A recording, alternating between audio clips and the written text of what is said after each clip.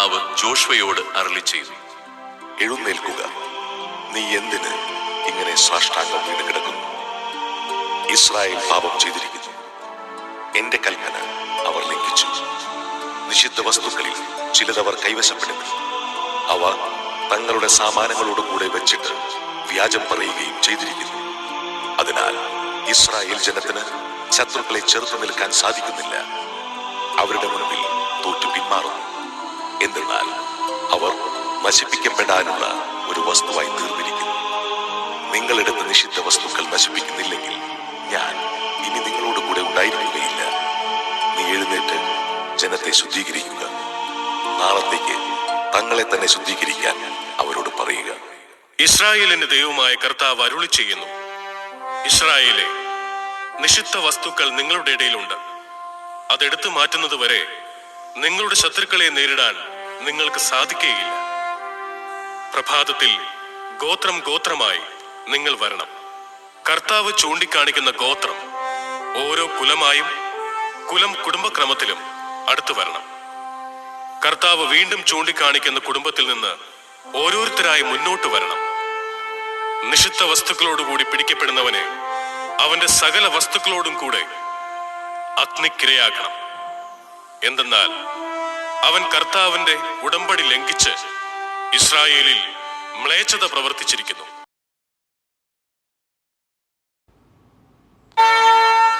ആകയാൽ സഹോദരരെ, ജഡിക പ്രവണതകൾക്കനുസരിച്ച് ജീവിക്കാൻ നാം ജഡത്തിന് കടപ്പെട്ടവരല്ല. ജഡികനായി ജീവിക്കുന്നെങ്കിൽ നിങ്ങൾ തീർച്ചയായും മരിക്കും. എന്നാൽ ശരീരത്തിന്റെ പ്രവണതകളെ ആത്മാവിനാൽ നിഹനിക്കുന്നെങ്കിൽ നിങ്ങൾ ജീവിക്കും. ദൈവാത്മാവിനാൽ നയിക്കപ്പെടുന്നവരെല്ലാം ദൈവത്തിന്റെ പുത്രന്മാരാണ്. നിങ്ങളെ വീണ്ടും ഭയത്തിലേക്ക് നയിക്കുന്ന അടിമത്തത്തിന്റെ ആത്മാവിനെയല്ല, മറിച്ച് പുത്രസ്വീകാരത്തിന്റെ ആത്മാവിനെയാണ് നിങ്ങൾ കൈക്കൊണ്ടിരിക്കുന്നത്. ഈ ആത്മാവ് മൂലമാണ് നാം ആബാ പിതാവേ എന്ന് വിളിക്കുന്നത്. നാം ദൈവത്തിന്റെ മക്കളാണെന്ന് ഈ ആത്മാവ് നമ്മുടെ ആത്മാവിനോട് ചേർന്ന് സാക്ഷ്യം നൽകുന്നു. നാം മക്കളെങ്കിൽ അവകാശികളുമാണ്, ദൈവത്തിന്റെ അവകാശികളും ക്രിസ്തുവിന്റെ കൂട്ടവകാശികളും. എന്തെന്നാൽ അവനോടൊപ്പം ഒരിക്കൽ മഹത്വപ്പെടേണ്ടതിന് ഇപ്പോൾ അവനോടുകൂടെ നാം പീഡ അനുഭവിക്കുന്നു. മറ്റൊരു ഉപമ കേട്ടുകൊള്ളുക. ഒരു വീട്ടുടമസ്ഥൻ ഒരു മുന്തിരിത്തോട്ടം നട്ടുപിടിപ്പിച്ചു. അതിനു ചുറ്റും വേലി കെട്ടി. അതിൽ ഒരു മുന്തിരിച്ചക്ക് സ്ഥാപിക്കുകയും ഗോപുരം നിർമ്മിക്കുകയും ചെയ്തു. അനന്തരം അത് കൃഷിക്കാരെ ഏൽപ്പിച്ചിട്ട് അവൻ പോയി. വിളവെടുപ്പുകാലം വന്നപ്പോൾ അവൻ പഴങ്ങൾ ശേഖരിക്കാൻ ഭൃത്യന്മാരെ കൃഷിക്കാരുടെ അടുത്തേക്ക് അയച്ചു. എന്നാൽ കൃഷിക്കാർ ഭൃത്യന്മാരിൽ ഒരുവനെ പിടിച്ച് അടിക്കുകയും മറ്റൊരുവനെ കൊല്ലുകയും വേറൊരുവനെ കല്ലെറിയുകയും ചെയ്തു. വീണ്ടും അവൻ ആദ്യത്തേതിൽ കൂടുതൽ ഭൃത്യന്മാരെ അയച്ചു. അവരോടും കൃഷിക്കാർ അപ്രകാരം തന്നെ പ്രവർത്തിച്ചു. പിന്നീട് അവൻ എന്റെ പുത്രനെ അവർ ബഹുമാനിക്കുമെന്ന് പറഞ്ഞ് സ്വപുത്രനെ തന്നെ അവരുടെ അടുക്കലേക്ക് അയച്ചു.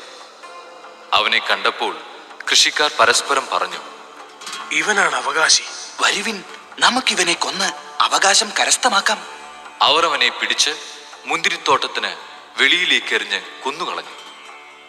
അങ്ങനെയെങ്കിൽ മുന്തിരിത്തോട്ടത്തിന്റെ ഉടമസ്ഥൻ വരുമ്പോൾ അവൻ ആ കൃഷിക്കാരോട് എന്തു ചെയ്യും?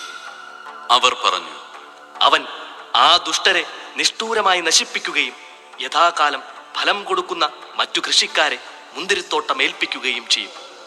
യേശു അവരോട് ചോദിച്ചു, പണിക്കാർ ഉപേക്ഷിച്ച് കളഞ്ഞ കല്ല് തന്നെ മൂലക്കല്ലായി തീർന്നു. ഇത് കർത്താവിന്റെ പ്രവൃത്തിയാണ്. നമ്മുടെ ദൃഷ്ടികൾക്ക് ഇത് അത്ഭുതകരമായിരിക്കുന്നു എന്ന് വിശുദ്ധ ലിഖിതത്തിൽ നിങ്ങൾ വായിച്ചിട്ടില്ലേ? അതുകൊണ്ട് ഞാൻ നിങ്ങളോട് പറയുന്നു, ദൈവരാജ്യം നിങ്ങളിൽ നിന്ന് എടുത്ത് ഫലം പുറപ്പെടുവിക്കുന്ന ജനതയ്ക്ക് നൽകപ്പെടും. ഈ കല്ലിൽ വീഴുന്നവൻ തകർന്നു പോകും. ഇത് ആരുടെ മേൽ വീഴുന്നുവോ അവനെ അത് ധൂളിയാക്കും.